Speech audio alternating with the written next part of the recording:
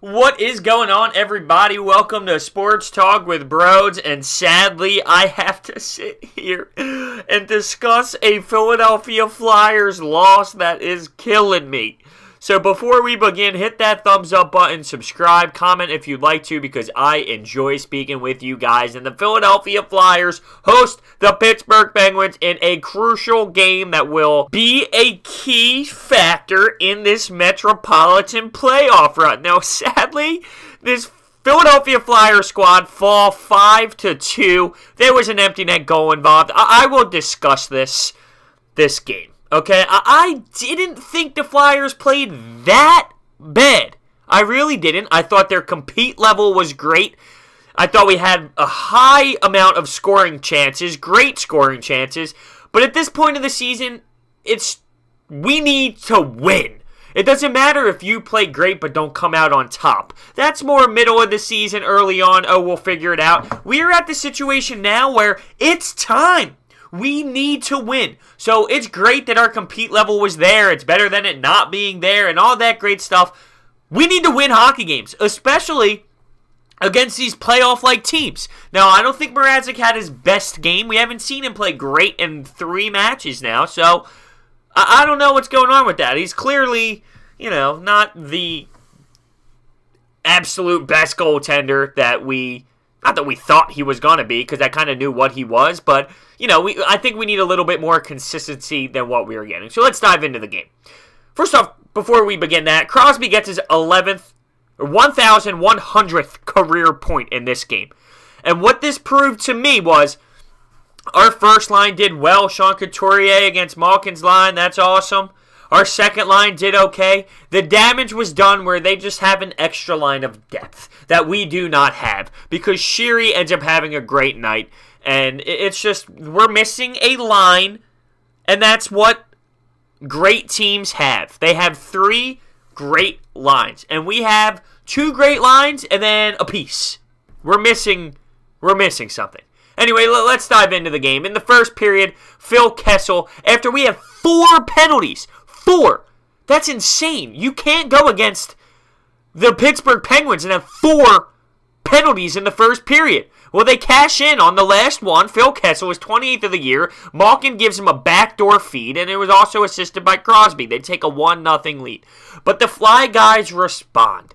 Voracek, his 15th of the year, assisted by Nolan Patrick. It actually looked like Nolan Patrick got the goal as he was going to the net hard, but the Penguins defenseman actually put it in his own net to make it 1-1.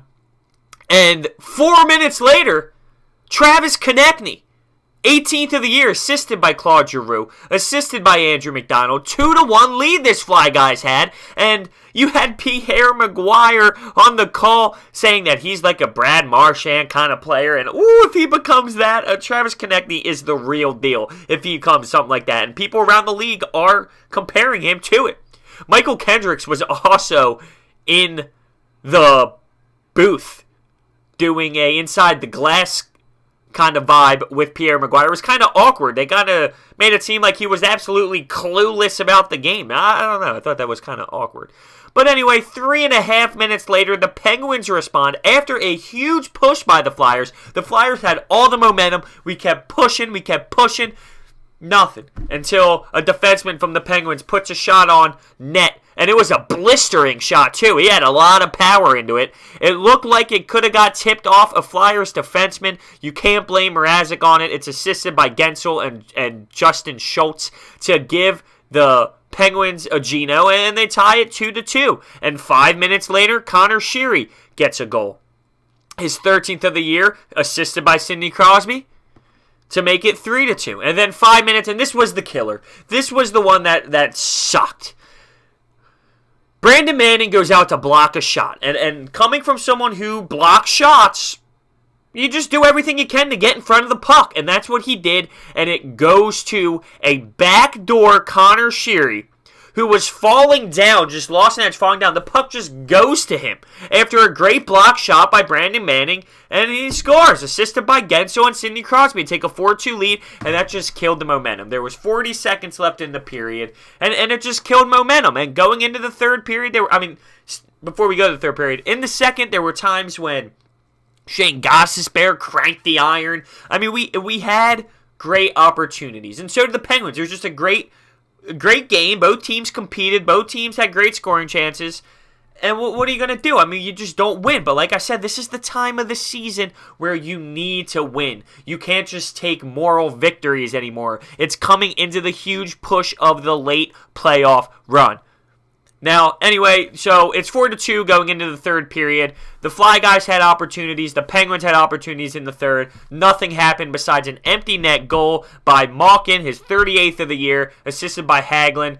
5-2. The Penguins win. And at the end of the game, there was a scrap. You had Brandon Manning pushing people over. People are frustrated. You know what I have to say about that? What the hell are you doing? We just lost 5-2 to the Penguins in your own barn. What are you showing? What are you showing? That means nothing to me.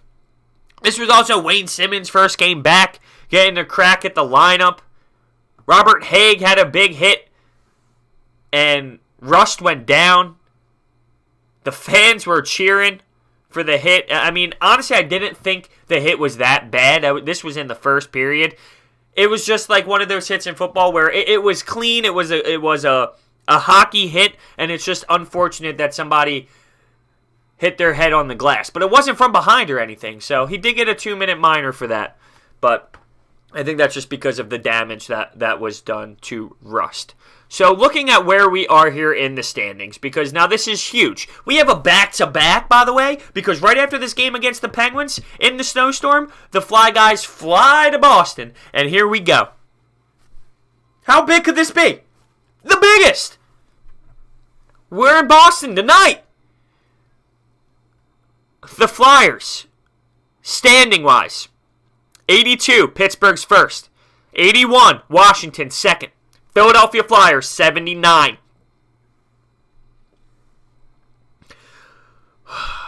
The New Jersey Devils, 76. Columbus, 73. That is where we're at. All right? We have the Boston Bruins tonight. I don't want to get ahead of myself, but we have the Boston Bruins tonight. We have the Winnipeg Jets, and we got the Vegas Golden Knights. These next three games, I can't even. Let's start with tonight against the Boston Bruins. All right, well, with that being said, hit the thumbs up button, subscribe, comment if you'd like to, because I enjoy speaking with you guys. Thank you so much for listening. This Fly Guys team will figure it out. Please, I swear they will figure it out. See you guys next time.